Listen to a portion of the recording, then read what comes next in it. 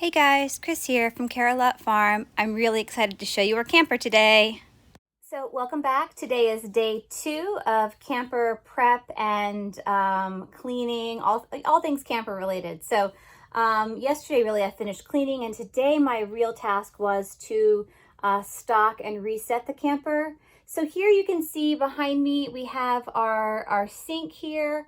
We have a nice oversized sink, and we have a stove, a little range, as well as an oven. And we opted to get the oven when we bought our RV. We weren't sure how much use we'd get out of it, and we don't use it a lot, but we have used it a few times. I mean, we have toasted bread in it. We've, cooked tater tots before. We have cooked a peach cobbler. So, I mean, we use it. I wouldn't say we use it a ton, though. We do most of our cooking outside when possible. Something that we are very happy with, though, that we get a lot of use out of is our fridge and our freezer combo. It's, the standard size that came with this particular RV. Some RVs have much smaller fridges, and I know some large RVs have larger fridges, but this is a nice mid-size model. It holds plenty for us, and we can very comfortably kind of eat out of our fridge for many, many days. On the wall here, I want to show you, we have those snack baskets, and we added those. I think after the first summer of camping, we were finding we just didn't have enough storage. And so my husband installed those, and they've been really, really helpful. In this camper, we now have what I would consider to be 2 master bedrooms. We have the original master, which is at the front of the camper here. When you first walk in the door, there's a bedroom here, and I'll get a picture of that for you. We bought this particular camper because it slept, I want to say it slept 10 or 11 people. And so with a big family, my brother and his family and my parents who also camp, and our 2 daughters, we wanted to have more than enough room for everyone. So we really liked that the master was separate in this camper. And then the sofa over here is supposed to also fold out, and I guess you could technically put 1 or 2 people. We've never put anyone but a very small child on this particular sofa. It's not the most comfortable, and it's a little short, but for smaller children, they can sleep most anywhere, right? One of the more preferred places to sleep, though, that our daughters have found is the dinette. The dinette here actually, when it is folded down, makes a sizable bed. It's a little smaller than a full-size bed, but it's significantly larger than the sofa. So that's not a bad bed. At the rear of the camper, just behind me here, when we bought this camper, it was a bunkhouse, meaning this back bedroom had 4 beds. It had 4 twin bunks, 2 on the right and 2 on the left.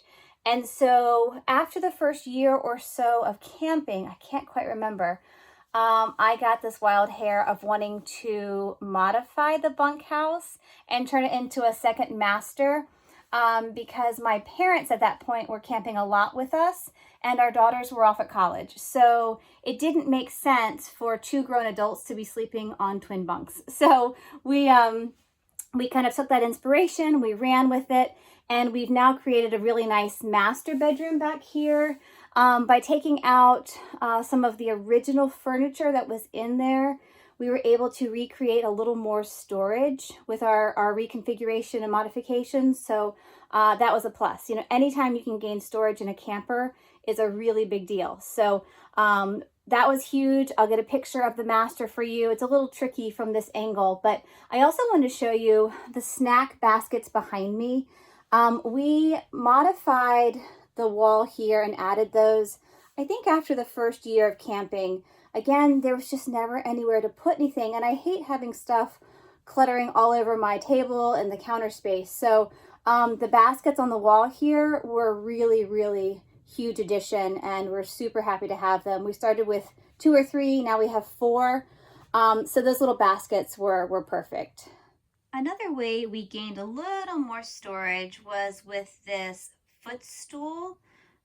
It doubles as storage. We have all sorts of, staple products that if we don't use this camping trip, we could always use another time.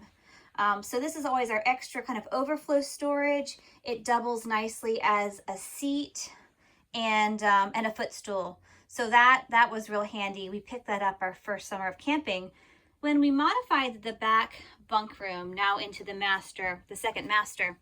We also gained a little extra storage here on the side, just below this one top bunk that we kept in place.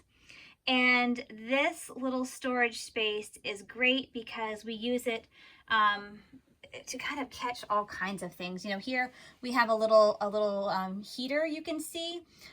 Camping in this part of the year, sometimes it can be chilly. We have even gone camping and we've had our heat malfunction before. So having a little space heater that can plug in is wonderful. We tend to almost always camp with power and water. We have over here our waterproof bag. We always take that with us when we go kayaking, and just random stuff, you know, toilet paper, plates, napkins. I think hiding in the way back somewhere, we even have extra floaties and like summer games. So this extra storage that we picked up in our modification was really helpful as well. Here is a look at the back master.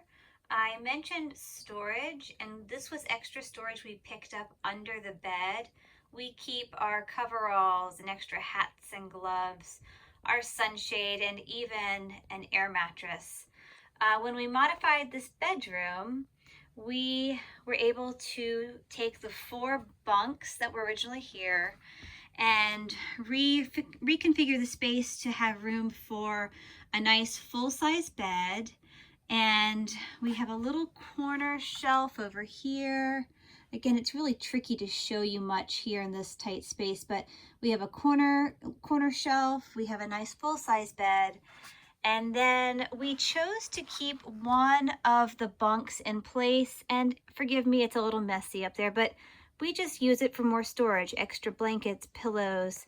There's a little soft cooler up there if we ever find we need one. So we kept that as an emergency bed, as well as for just a place to store things. So this is the back master that we reconfigured, and I've already shown you that over here on the left is a little additional pantry space that we were able to add in as well.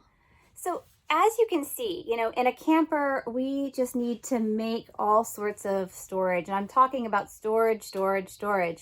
But trust me, when you do any sort of RV camping, it becomes really important because you don't want to go somewhere and not have what you need.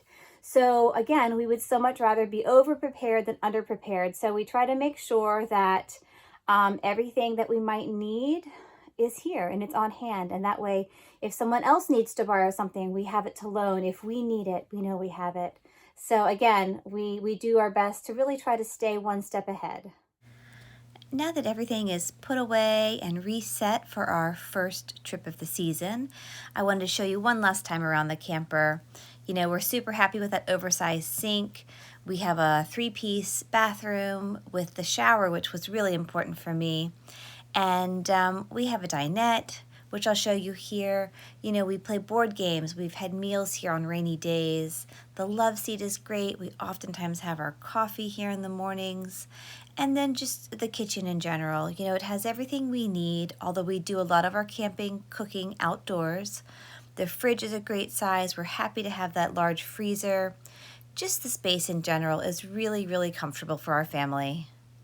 Now that I have finished prepping the camper, I am going to turn out our last light and head on inside. Thanks again for watching. I hope you've enjoyed this glimpse into our pre-camping routine. This is my camping reset, I like to call it. So yeah, you know, it's a good day, and we're just getting ready for that first trip I told you. We're heading to Claytor Lake real soon, and we'll try to maybe share some pictures as we're out and about. So again, have a good afternoon, good evening, and we'll talk to you soon. Bye guys.